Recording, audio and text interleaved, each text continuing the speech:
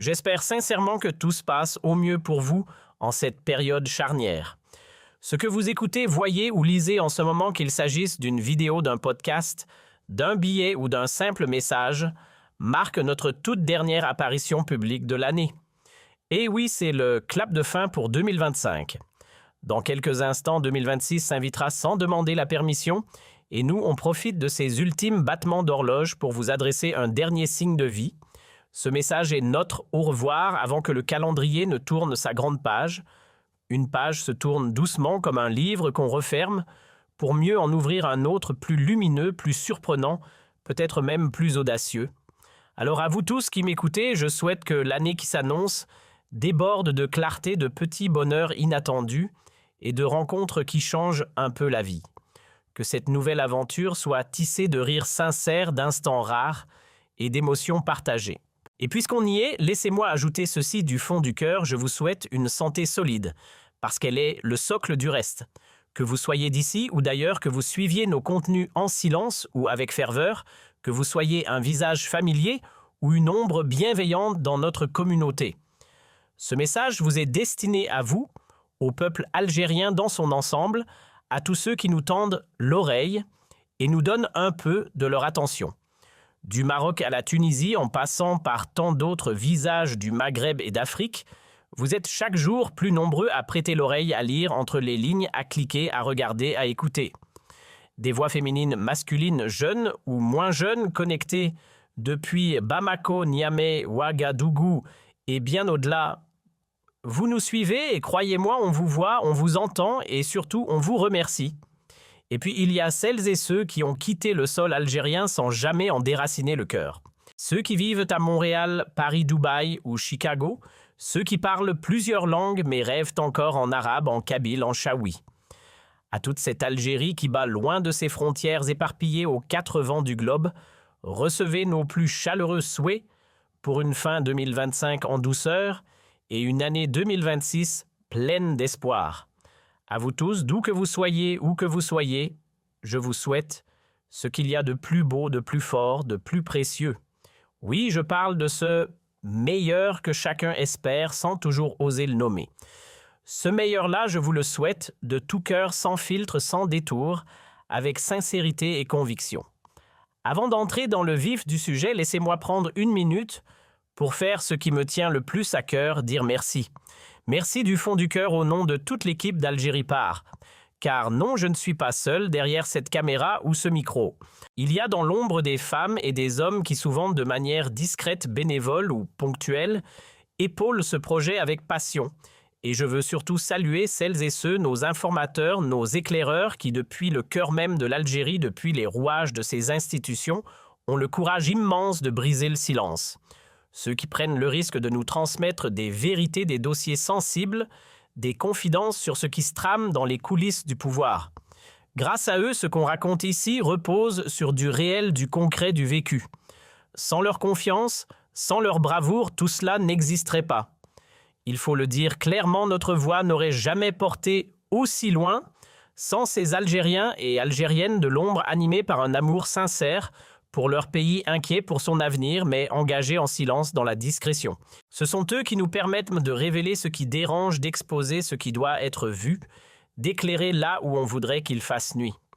Ce sont aussi eux, ces éclaireurs de l'ombre, qui lèvent le voile sur les dérives les plus sombres, celles qu'on préfère cacher, celles qui en silence rongent l'intérêt collectif et sapent les fondements même de notre nation.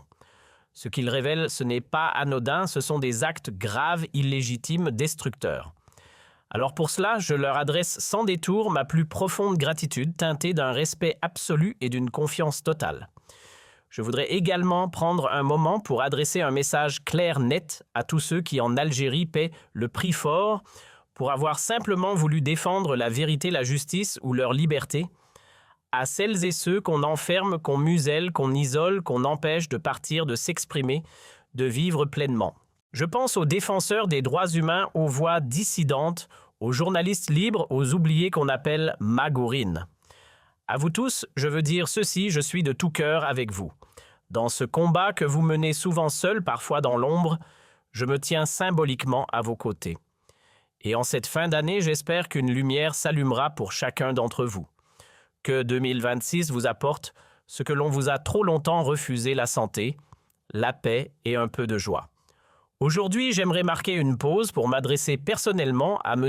Abdelmadjid Tebboune. Oui, vous, Monsieur le Président. J'aimerais, avec toute la politesse qui s'impose en fin d'année, vous transmettre mes vœux les plus formels, les plus républicains. Car hier, devant les hauts gradés, les caméras et les bancs bien ordonnés du Parlement algérien, vous avez pris la parole. Et vous avez beaucoup parlé, notamment pour nous gratifier d'un joli couplet sur les envieux et les ingrats. Car selon vous, ceux qui pointent du doigt vos résultats, qui osent remettre en question votre gouvernance ou qui analysent même poliment vos choix économiques, seraient mus par la jalousie et l'ingratitude. Alors permettez-moi, Monsieur Tebboune, de vous répondre, car j'ai comme l'impression d'être dans le viseur de cette tirade présidentielle. Moi et tant d'autres, qui chaque jour, oui plusieurs fois par jour même, partageons des critiques franches, publions des informations dérangeantes, révélons des faits que d'aucuns préféreraient enterrer. Ce n'est un secret pour personne, la très grande majorité de ce que nous produisons est critique incisive, parfois acerbe, mais toujours appuyée par des faits. Et souvent ce que nous dénonçons, c'est justement les effets désastreux de votre manière de diriger ce pays. Alors oui, me voici un jaloux, un ingrat selon le dictionnaire présidentiel en train de souhaiter, sans aucune ironie ou presque bonheur, bonne santé et longue vie à M. Tebboune. Que cette fin d'année soit pour lui l'occasion de passer du bon temps avec les siens, de partager quelques repas en famille, au chaud, en paix, sans caméra ni protocole. Et puisque nous approchons des premières heures de 2026, je lui envoie aussi, avec une générosité qui, paraît-il, me fait défaut, mes vœux de paix, de sérénité et de moments de joie auprès de ses proches. Que cette nouvelle année lui offre tout ce que beaucoup d'entre nous ne peuvent même plus espérer, parce que lui, il a ce privilège, celui d'être entouré des siens. Il peut serrer ses enfants dans ses bras, croiser le regard de ses proches, sans avoir besoin d'un visa ou d'un exil. Ce luxe, nombreux parmi nous, opposants critiques exilés, ne l'ont plus. Et pourquoi? Parce que lui, justement, refuse de nous laisser vivre libres dans notre propre pays. J'aimerais glisser un mot à M. Abdidoun, puisque c'est ainsi qu'il aime se faire appeler, semble-t-il. Le jaloux que je suis dans votre lexique présidentiel ne peut pas étreindre ses enfants, ni serrer ses parents dans ses bras, ni même trinquer avec ses amis dans une ruelle d'Alger. Je ne peux pas entendre les rires de mes voisins, ni sentir l'odeur des plats partagés à la veille du Nouvel An.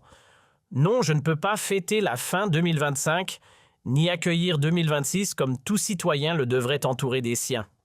Et pourquoi? Parce qu'un homme, un seul, a décidé que ma voix dérangeait trop. Un homme au sommet de l'état allergique à la contradiction, incapable d'encaisser la moindre critique sans dégainer les mots ingrats ou envieux comme bouclier. Mais soyons clairs, je n'ai aucune jalousie envers Abdidoun. Comment pourrais-je envier un dirigeant qui ne m'a jamais offert, ni à moi, ni à mon pays, ne serait-ce qu'une raison de dire merci? S'il avait accompli quelque chose de bénéfique pour moi, pour l'Algérie, je serais le premier à le reconnaître. Je n'ai jamais eu de mal à saluer ce qui est juste. Encore faudrait-il qu'il y ait eu quelque chose à saluer. Je me souviens très bien de vos premières déclarations, Monsieur le Président.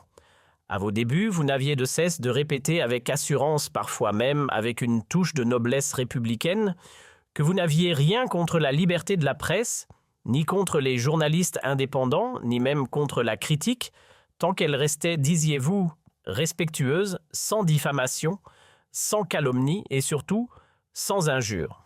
Très bien. Mais alors, expliquez-moi une chose, Monsieur Tebboune. Comment se fait-il que vous-même, dans vos discours officiels, vous traitez ceux qui ne partagent pas votre vision d'ingrats, d'envieux? Des mots qui, quoi qu'on en dise, relèvent bel et bien de l'insulte. Et donc je vous pose la question, pourquoi ce double discours? Pourquoi salir notre nom à chaque fois qu'on ose vous dire que non, tout ne va pas bien? Pourquoi nous réduire à des caricatures dès qu'on pointe les limites de votre gouvernance? Pourquoi nous attaquer, nous qui ne faisons que dire à notre manière que votre politique n'est ni brillante ni efficace, mais dangereusement nocive pour l'avenir de l'Algérie? Est-ce vraiment impossible dans ce pays d'être en désaccord avec vous, tout en restant profondément patriote? Est-ce devenu criminel de contester vos choix tout en gardant notre dignité, notre honnêteté, notre algérianité? Peut-on encore vous dire ce qu'on pense sans trembler à l'idée de perdre ses enfants, sa liberté ou même son droit d'appartenir à cette terre? À l'aube de cette année 2026, j'aimerais me permettre une petite audace, formuler quelques propositions à l'attention de M. Mjid Toune. Oui, vous avez bien entendu, des idées, des suggestions venant bien sûr d'un envieux assumé. Parce qu'il faut se faire, à l'évidence, Monsieur le Président, les envieux, ça existe. Et plus encore, vous ne serez jamais l'idole de tout un peuple.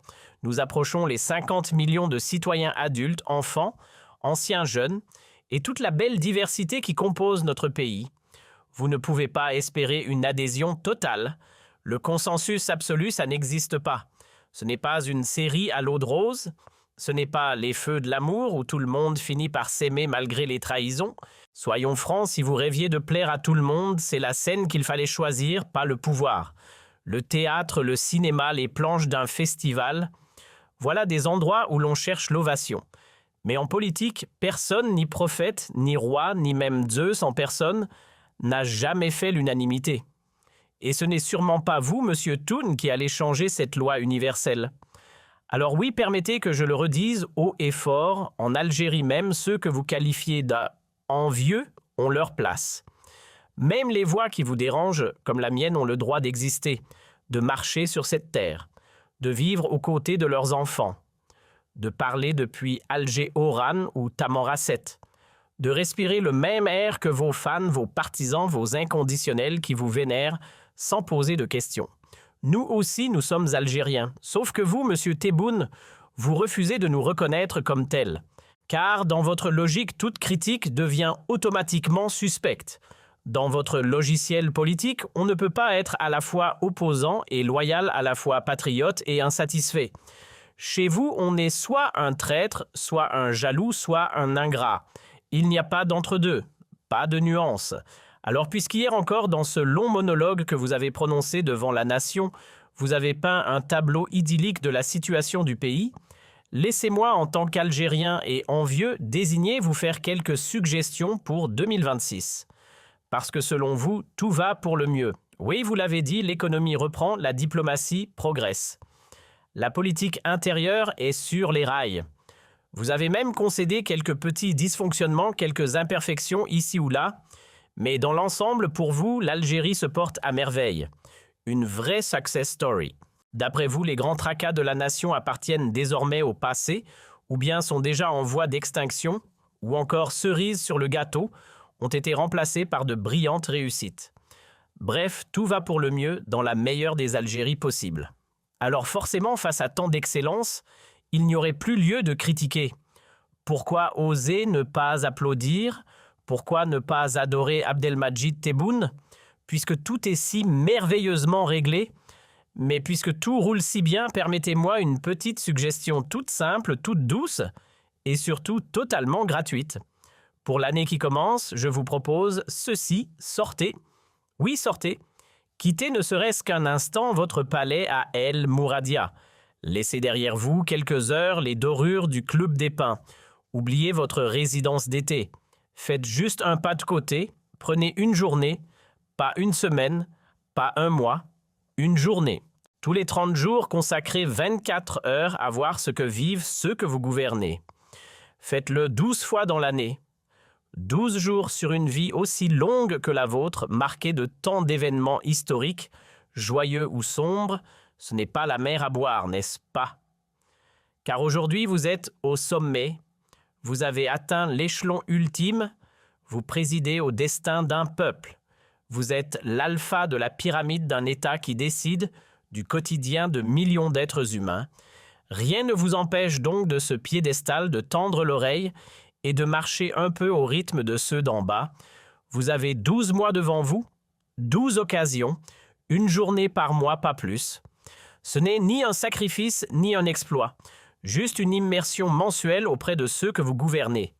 Mais attention, sans armée de conseillers, sans escorte militaire, sans barrière de sécurité, ni responsable zélé des services. Juste vous au contact du réel. Et surtout, n'allez pas chercher ceux qui vous récitent des louanges dès qu'ils vous voient. Évitez les salons dorés et les discours appris par cœur. Non. Allez passer une journée complète dans la peau d'un chef d'entreprise algérien. Un vrai. Un qui galère. Marchez dans ses pas, écoutez ses appels, comptez ses dettes. Découvrez comment cet entrepreneur tente de faire survivre son activité, comment il se débat pour verser des salaires, jongle avec les impôts, se bat contre les dizaines de lois restrictives que votre gouvernement a empilées depuis 2020. Comment il doit mendier des autorisations pour importer suppliés, pour établir des partenariats étrangers ou se heurter à des murs invisibles dès qu'il ose toucher à un secteur encore verrouillé par les monopoles publics. Accompagnez-le jusqu'à la banque, tenez son dossier dans les mains, regardez l'agent lui refuser un simple dépôt d'espèces sous prétexte de blanchiment. Vous verrez alors ce que c'est que d'être suspect avant même d'être soutenu. Voilà, monsieur le président, le terrain, le vrai. Pendant que 95% des échanges économiques en Algérie se font encore en cash, oui en liquide, en billets froissés, allez donc observer ce que vit un entrepreneur quand il franchit la porte d'une banque.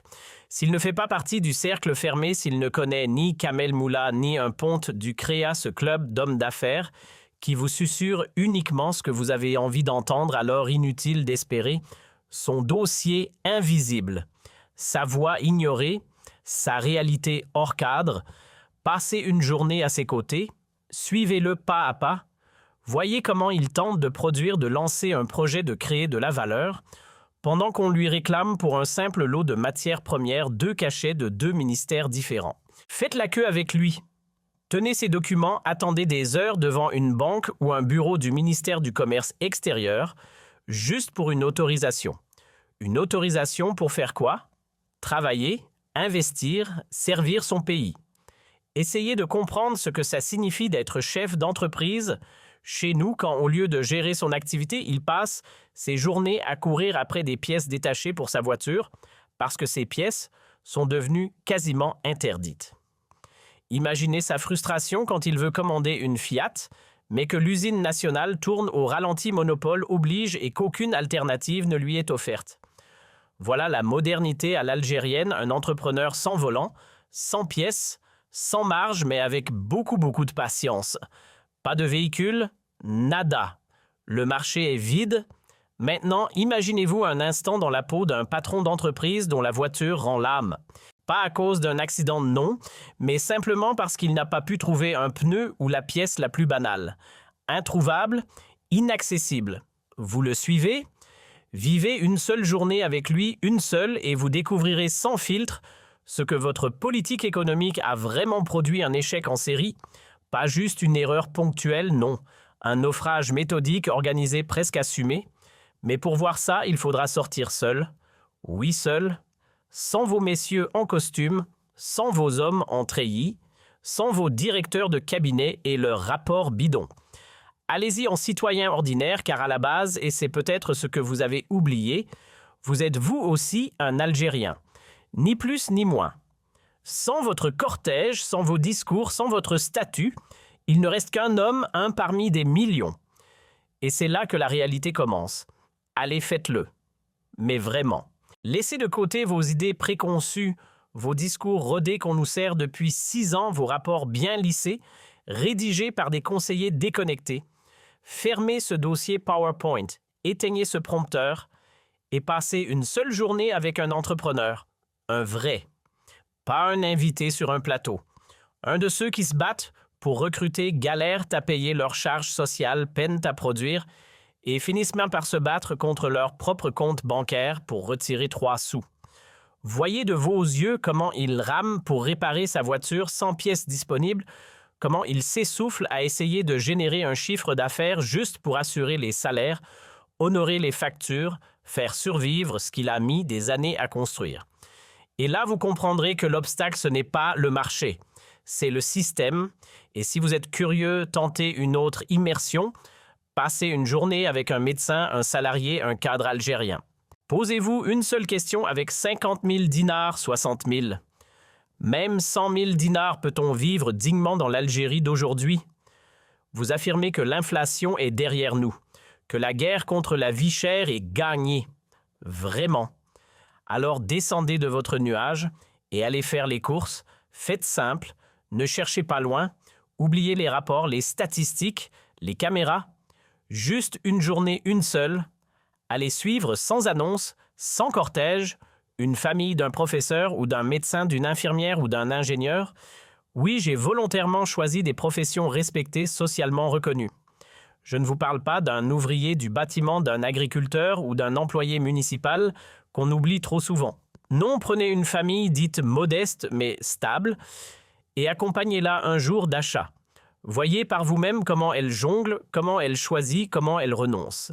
Et là, vous verrez ce que vaut réellement un salaire de 100 000 ou 200 000 dinars en Algérie version 2025 ou très bientôt 2026. Ce n'est pas de la vie, c'est de la survie. Vous découvrirez des parents qui comptent chaque billet des familles entières qui se privent pour faire tenir le mois. Vous verrez que ceux qui ont 3 ou 4 enfants vivent dans l'angoisse permanente et que les mots restaurant ou école privée sont devenus pour eux synonymes de luxe inaccessible. Le rêve d'avant est devenu le sacrifice d'aujourd'hui. Essayez donc une chose toute simple, accompagnez une famille algérienne au restaurant.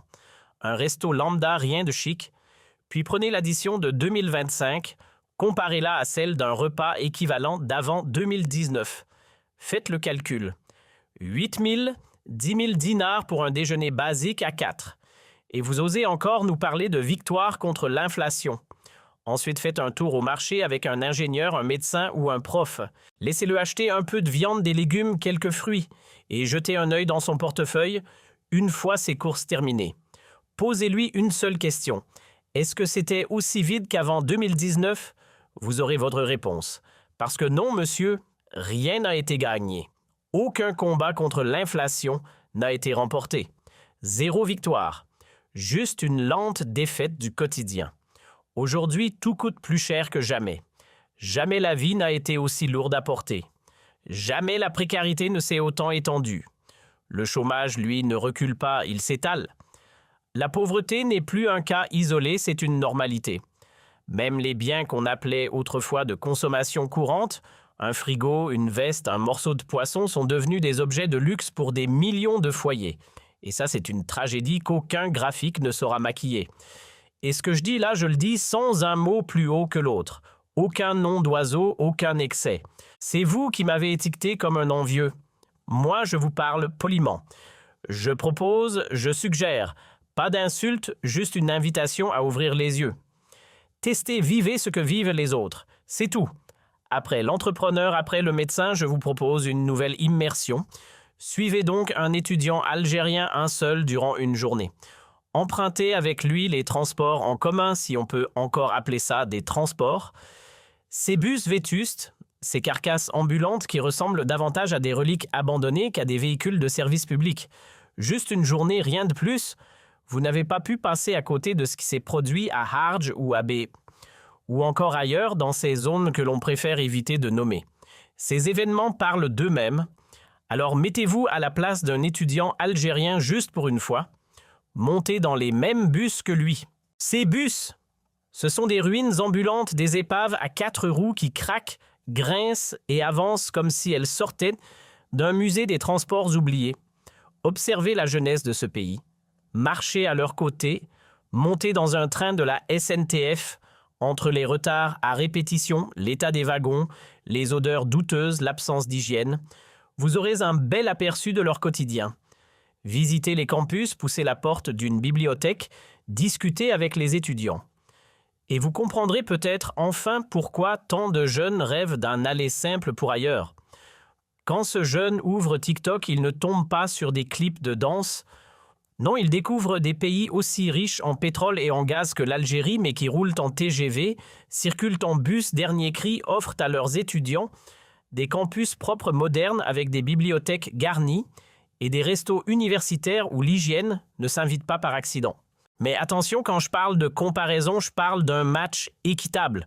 Inutile de nous aligner contre le Burundi, la Somalie ou même le Rwanda. Oui, évidemment qu'on s'en sort mieux que les pays en grande détresse. Mais on ne joue pas dans la même ligue et vous le savez pertinemment. Les classements mondiaux, notamment ceux liés au développement humain, nous placent ailleurs. Alors comparons-nous à ceux qui boxent dans notre catégorie. Essayez ça, Monsieur le Président, que le ciel vous garde en santé.